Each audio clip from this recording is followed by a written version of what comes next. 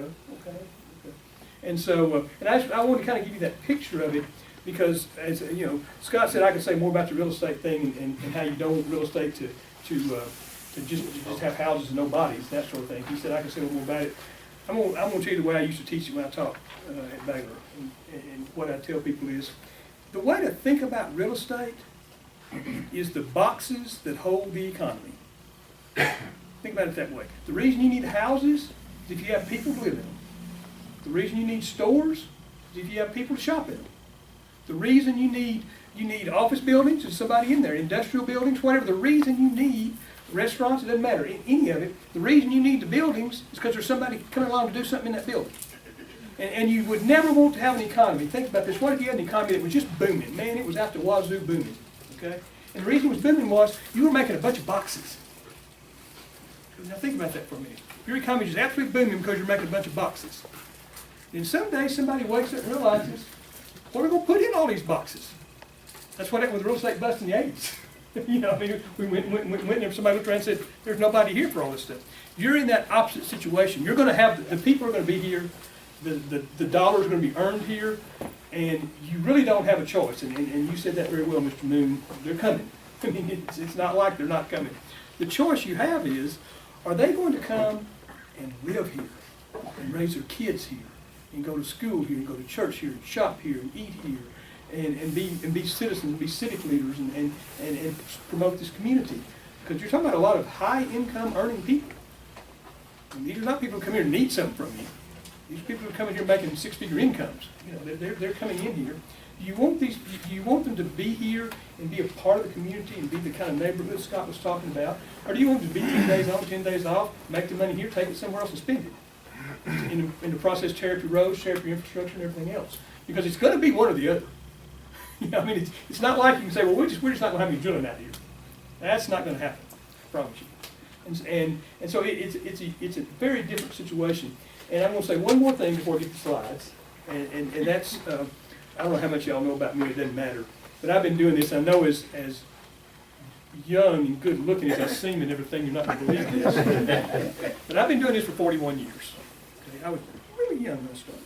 But, so I've been through the 70s boom, the 80s bust, and everything since then. And I was the guy that wrote the book about the 80s bust and 70s boom. And the first publicity I got as a young economist, because I happened to say, this thing can't last the way it is. I'm not saying that now, okay? I said it then, I'm not saying it now, because this one is real, and this one's fundamentally different. And all that oil we're producing is going to be shipped overseas. We don't need that much more here. It's going to be shipped overseas, and now we can do that. We couldn't do that 5 years ago. Now we can. And here's what I'll say. So I've been doing this forever, and I don't think any economist in Texas does as much stuff as I have. And so one of the best barometers I have for what's going on in the economy of the entire world, frankly, is what comes over my email and my telephone line. Because I hear what's going on. And people ask me to do stuff based on what's going on. And like I say, this oil is going to go all over the world. In the last 3 months, okay, in addition to Rod being kind enough to call me and get me involved in this project where we're thinking about doing some things for your community, I've had a couple of other projects from people who want to build housing in the various areas out here. I've had a couple of pipeline companies call me, doing pipelines. We all know about that. I've had some folks who want to build some storage tanks down by the Gulf, because you got to store it before you ship it. I've had 2 different ones who are building terminals offshore. They're getting so smart now, they figured out that if they go far enough offshore to those outer islands in the Gulf, it's deep enough, they can get those Suez vessels in there without dredging the port. And you have to do a little bit of dirt work. And I told one of them, I said, that's going to cost $300 million. Do you think the federal government's going to pay for that? And they said, oh, we don't care, we'll pay for that. That's how big this thing is. They didn't even blink about $300 million to dredge out a section of water out there. And I've got a couple of others who have other things going on, but everything that has to do with it, the sand guys have called. They got some issues, and they want me helping with transporting sand and getting sand here and there and yonder. And I had a really weird one the other day that told me just how big this thing is. We have done a lot of the, now that you compress natural gas into a liquid and ship it, the LNG, those big huge plants are building around the country and around the world. Well, I had a company, I helped them get their permits a couple of years ago. They built some LNG plants. And they called me the other day and they said, Ray, you know all that gas you're flaring out there? Because that's, you know, that's not the best thing, we'll be flaring that gas. He said, we're thinking about seeing if we can negotiate with the oil companies to buy that gas and make LNG out of it. And I said, well, you know, maybe you can. And what he said was, but this was the crazy part, it made buying gas to make LNG makes sense. But here's what he said, here's what we want you to measure for us. Because we're going to negotiate with the oil companies. We want you to measure, if we can take that gas they're having to flare, how much more oil can they drill? And how much more money can they make?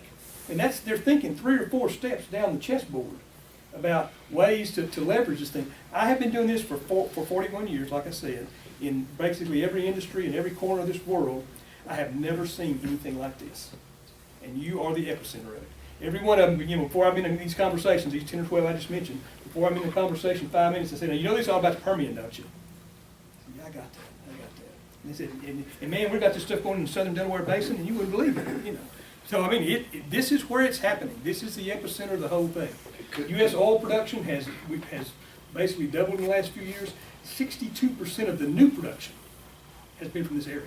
Southern Delaware Basin. Southern Delaware Basin. It's the sweetest part of the Permian Basin, isn't it? Yeah, it's part of the overall Permian Basin, but this piece is the big piece, and this is the piece where you've got, as my geologist friends. Every time I get around a geologist, I make them explain something to me.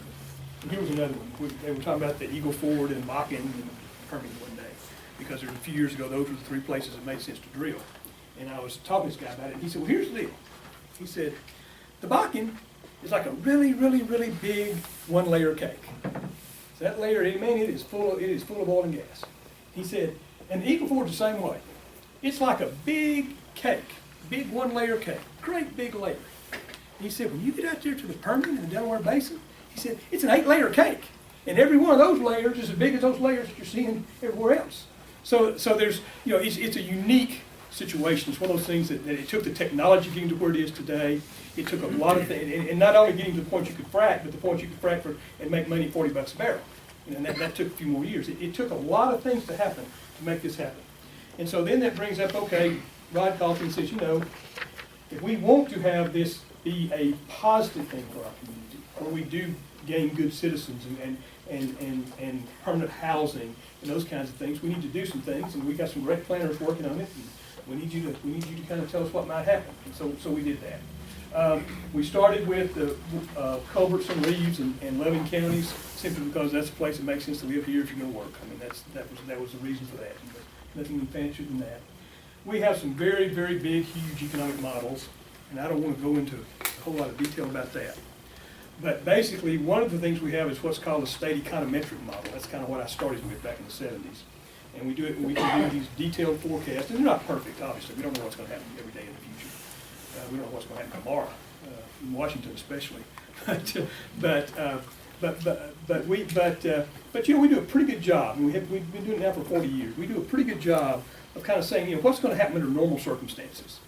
And then once we know that, we can say, okay, what if you layer something on top of it? You know, what if it can be anything from opening a plant to something else. You know, what's the impact going to be if you add something to it? So we use that one.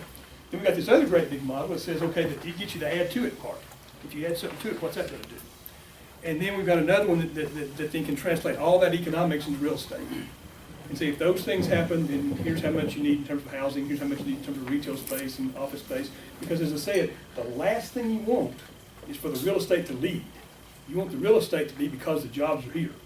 And you want the real estate to support what's going on, not be the leader because of that. Okay, so we used all those models. And again, these bunch of numbers, these are some kind of baseline projections of what would happen, you know, if you get the permanent workforce established here. And basically, I'll point out a couple of them because I know there's a summary slide in a minute that I'll be talking about that has some of them on there. One of them I'll talk about is that that second line there, gross domestic product. That's basically how much is produced here. Okay? How much economic activities are around here. Same thing as gross national product you hear about for the country all the time. And that number, it starts going up. It's somewhere in the 3 billion range over the next 10, 15 years. The other one I would point out is adding a lot of jobs to where you are now, about 22,000 jobs, and it goes up a little bit from there once it's established. And then the one that's the focus of a lot of what's going on here is about 14,000 housing units. And that's a lot given the size you're starting from. And that's just a graph of the housing units. And this is one that we had in the report that Rob thought looked pretty good, so he put it in here and said, hey, I put your graph in here. So the dark green is what we think Pecos would look like in terms of employment if you don't do this. Okay? And there's some growth there. I mean, you have to realize, if you go back, Pecos had between 5,000 and 6,000 workers for about 20 years until very recently. I mean, it's just, it's been some up and down, but it's been within a fairly narrow range there. And all of a sudden, so with this, you're talking about getting up to 8,000, 9,000 in about 15 years, even without the development. The difference is they're going to be here for 10 days and they're going to be out. And another one's going to come in. He's going to be here for 10 days and he's going to be out. And he's not here with his family, so he might get in some mischief. I mean, there's all kinds of things that are not good about that, and you're seeing a lot of that right now because there's a lot of people here working right now. You're seeing kind of the downside of some good stuff. If you are able to develop a place where they want to live and work and that sort of thing, number one, you save the oil companies a bunch of money, and they're aware of that. And as I say, they have some resources out there, and we're going to talk about that. They haven't made firm commitments yet, but they're in that process. And you start to develop that place where, like you say, neighborhoods. You start, good people. People you like to have for neighbors living here. Their kids are here. Their families are here. They go to church here. They shop here. That's the kind of thing that can really help you build a good community. And that's just something my group thinks we have to put commercial and everything. So I'll skip that. But if you want to hire us, talk to me afterwards, okay? And this is a summary that Rob put together, just some of the key points. They did. Yeah, that's right. Some of them already have, we appreciate it. 14,000 new housing units if this thing becomes a reality. Can you go on over and think about it? How many people have you said? What? What's my? Depends on what kind of day. Yeah, that's right. The technical population around 11. 14,000 represents another Yeah, 30,000 people. yeah, something, I think we've got a number to report, I think it's 31, yeah. Think about that. That's unbelievable. And what that does is it gives you a viable community, that's growing. And now let me go down to the third. Obviously, this is something you need to do to really take advantage of this in this way. The $500 million is what you will get without the notion in terms of growth program. I mentioned $3 billion, 6 times as much. Every year? If you know, that's an annual number. That is an annual number, once you get it matured and started. And so, and you become a viable city that has a lot of things going on, and then you can compete for these other things you were talking about, the technology, because believe me, one of the most high-tech industries in the world is oil and gas. And one of the things that we don't have, that people don't realize when we talk about the Permian Basin, one thing people don't realize is, within 150 miles radius of where we're standing right now, there's more patents, more fundamental patents for the energy industry, not just oil and gas, wind, solar, everything else. There's more fundamental patents for the energy industry in 150-mile radius of where we're standing than any other place in the world. I mean, if you go to Russia, if you go to Saudi Arabia and you watch them drill for oil wells, and I've done it, okay, they're using our technology. I mean, everybody uses the technology we create here. Somebody captures that. Right now, most of it goes to, the place where I live in the city down the road from us. But if you have a viable community, a pleasant place to work, and a lot of amenities, and a good, and what will remain to those places, a small town, neighborhood type environment that's well planned, then you have a really good chance of attracting that, because it's all about giving them smart people where they want to live. That's where those places are going to be, where the smart people want to live. That's where they're going to be, because that's the resource. And so, so what I'm saying with all that is that I know this is a lot to swallow. Man, I did some work for Frisco. I've done work for Frisco for the last number of years. I started working with them in 1998. There were 6,000 people in Frisco in 1998. There are roughly 175,000 today. Okay, we're not talking about that. Okay, Maybe. I don't think so. I don't think you want to. Honestly, I don't think we're talking about 175,000. That's a lot of growth. And theirs was because before they were in relation to Dallas, and that was the first place they extended the toll road. I mean, there's all kinds of reasons for that don't exist here, and that's fine. But my point is, if you go look at that community today, what you'll find is you'll find neighborhoods, and you'll find amenities, you'll find attractive sports venues. You'll find everything was kind of, hey, this would be cool. This would make us a better place. This would be a better place to live. They tend to do it. And they've done a lot of things well for it. One thing they've done is they've said, we're only going to have 4A high schools. If they're growing so fast, they have to build 3 or 4 every year. But, but they don't want these big, huge schools where the kids don't get to participate. It's too competitive. That they want, they don't, what'd you say? 14 schools total came online in Frisco. Yeah, exactly, 14 this year, man. And you know, but again, that's not gonna happen here, and I'm not saying it. My point is, you can embrace the growth, or you can not embrace the growth. What you can't do is stop the growth. Those oil companies, they're gonna make their money. I guarantee you they're gonna make their money. Their shareholders are gonna make sure they make their money. All those managers' bonuses are tied to that money. They're gonna make their money. I guarantee you they're gonna make their money, okay? They would be very happy to be a partner with you because that helps them make their money. They'd be very happy to do that. Or they'd be very happy to slam them in here and take them out and slam them in and take them out until, you know, from now on. But they would be better off and you would be better off if you say, you know, let's really make something special out of this. And I think you have a real opportunity to do that. I think, Rob, I think you want to walk through some of the plans and that sort of thing too now, unless y'all have any questions first. I'm happy to answer any questions. Well, Rob's coming up, you mentioned the technology. Yeah. So I went to a conference in Colorado about 6 months ago on renewable energy. And I saw it, a lady at MIT, they had produced, it looks like a big cogen plant, about 5 stories tall. They can now pull carbon dioxide out of the air and manufacture carbon fiber. Think about that. Let me tell you another one. The guys want to do a prototype out here somewhere pretty soon. Let me tell you another one real fast. You will get the floor, I promise, Rob. You never want to put me up in front of folks. But there's some folks who have built the technology now. They can take 4 acres of land, okay, in the middle of an oil field. They can put a distributed generation plant, 100% safe, powered with nuclear, that can supply all the oil field electricity for all the wells in the area, and then they can use the hot water for the fracking. And they can treat the water can just flow back through there and get treated with the heat and come out perfectly clean. So they can solve a water problem and an energy problem, use much less water, much less energy, and they can set it down on 4 acres in the middle of an oil field. Now, it's still a prototype stage. It's not going to be, it's probably going to be 5, 10 years before it gets here. But that's the kind of stuff that people are thinking about, because that's what this is what required. I mean, the big climate change report we just saw the other day says we got to burn oil better, we got to get it out of the ground better.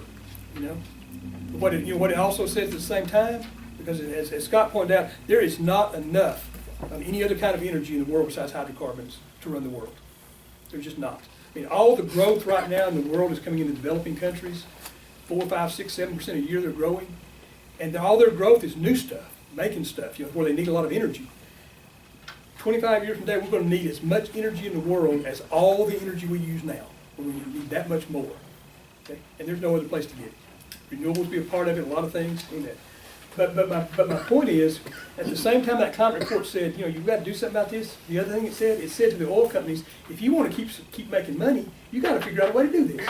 And you know what they'll do? They'll figure out a way to do it, and that's what they do.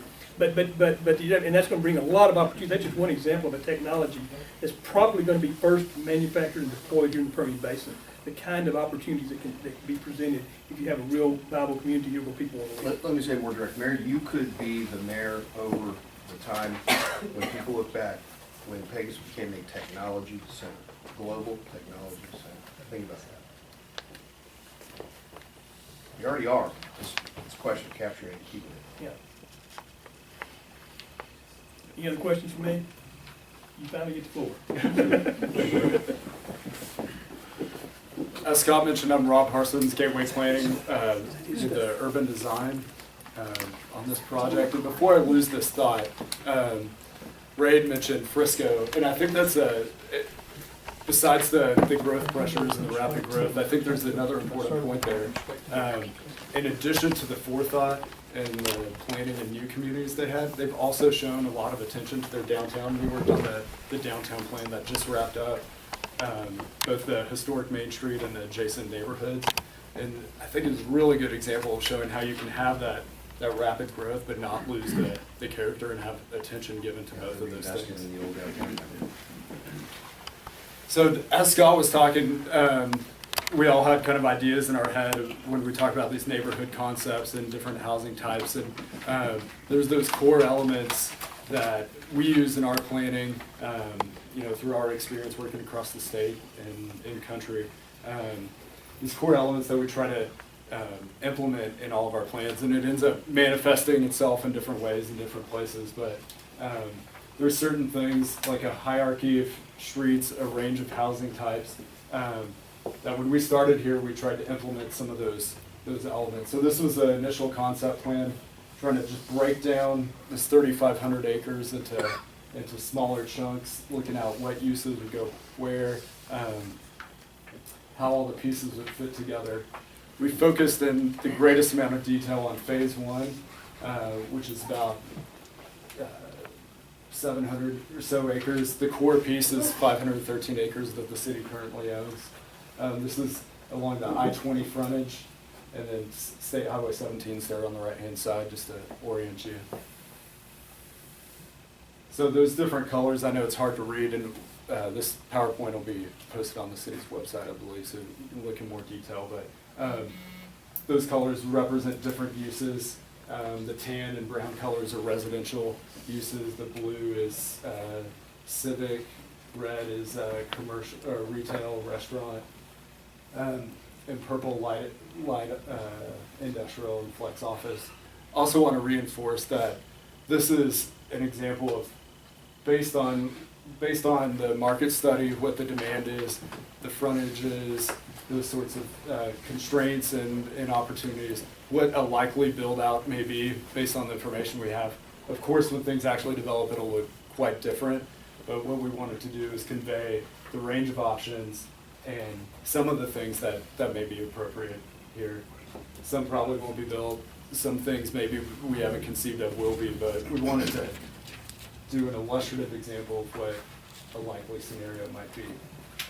So this is that same plan, not colored by use, but colored in a lot of the building scale level that Scott was talking about. So we can start looking at what the actual square footages of different uses might be. We took that information and compared it with what the market demand was to try and see what the absorption rate would be, how many years it would take to absorb the housing units we're showing in just this part, or the retail square footage in just this phase one section.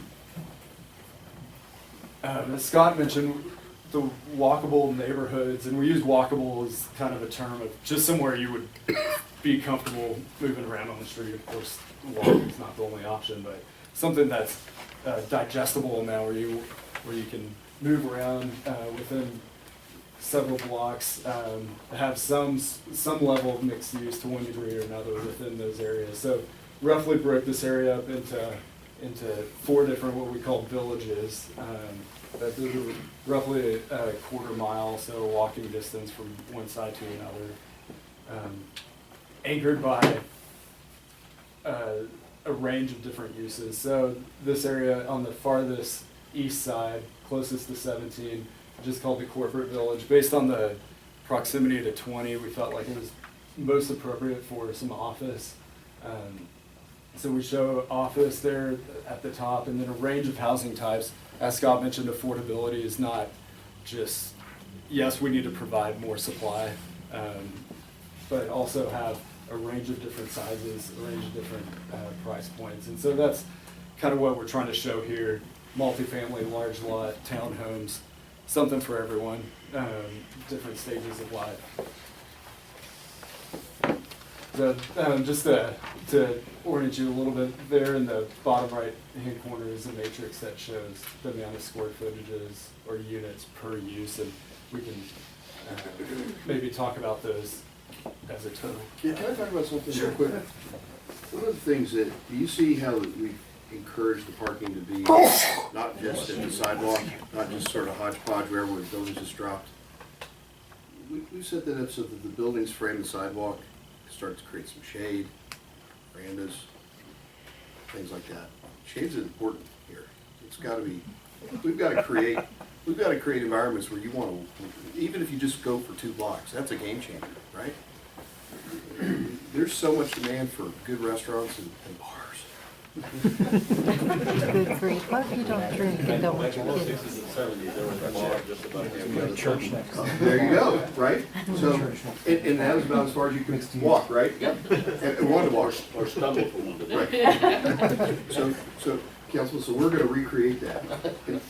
And it's the same parking spaces, it's the same buildings.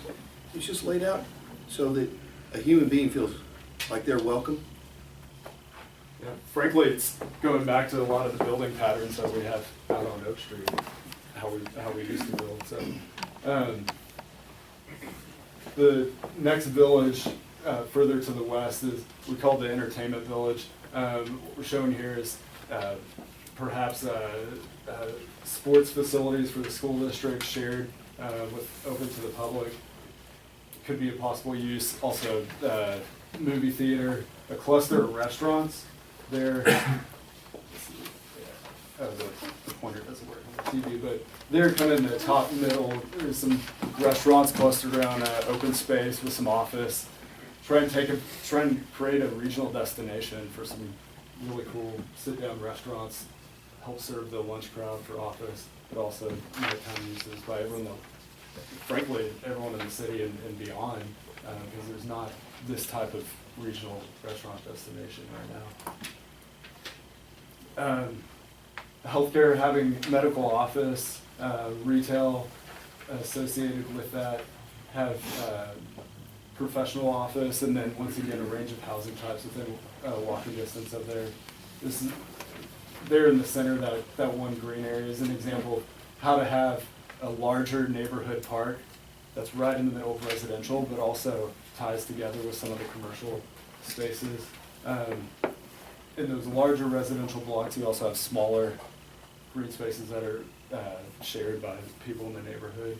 And it's really hard to tell at this scale, but there's also a range of lot sizes. So it's not just a typical cookie cutter subdivision. You have a different range of housing sizes and lot sizes. And I know that the issue of a hospital and more healthcare is a sensitive issue. We always take these issues head on. We're not gonna ignore the elephant in the room. But if there are, and you're building a new hospital, but if there are another 50,000 people that live here at some point, work here permanently, you're gonna need additional healthcare, and healthcare's changing, becoming more about wellness and active living, that sort of thing. To me, the vision is, how do you become an Amarillo? If you think about the healthcare system in Amarillo, they serve states, they don't serve counties. They are a center of healthcare for all the states around the Panhandle, those rural areas. You could do the same thing.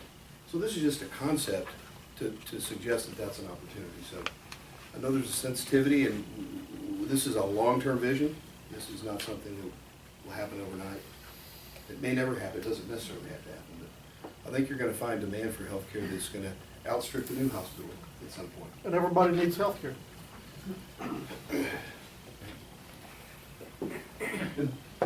Similarly, we've allocated space in here just for higher education, just showing the relationship to some of those large anchor institutions that can be game changers. And maybe it's not this big, or maybe it starts smaller and grows over time. Sorry. And also, how to integrate school into the neighborhood. And currently, there's a good job in Pecos right now where kids can walk to school for the most part. You're close by, you feel like the school is part of the neighborhood. In other places, we've kind of gotten away from that. But having that school that's accessible to residential areas and not out on its own. So these are some of the principles Scott had talked about that we kind of reinforced in our thinking. And frankly, a lot of these things are found in older parts of town, and we just kind of lost some of that. You want to talk a little bit about these things? No, I think we already have. Yeah. Look, I can tell you, a partner, and he's probably going to come and join us at some point. His name is Evan Garone. He used to be an energy trader at Wall Street. And he is now very much in the renewable energy space. He's developed a nonprofit blockchain platform for trading renewable technology. Partners at MIT and Morgan Stanley. At this conference I went to, I thought, oh, boy, geez. And he got up, this panel, I met him literally right before he spoke. He said, we can't fight big oil anymore. We're gonna work with him, because the real opportunity is to keep capturing that downstream carbon. And you guys could literally be the center of the moment when the environmental community and the oil industry come together. Think about that. It's through the innovations that Mr. Harriman and others are talking about. I mean, and there's a lot of money to be made, and a lot of smart people and not so smart people that are gonna come up with ideas. And you could be a center of all that. It's exciting. And so the point is, why not make that, why not live it?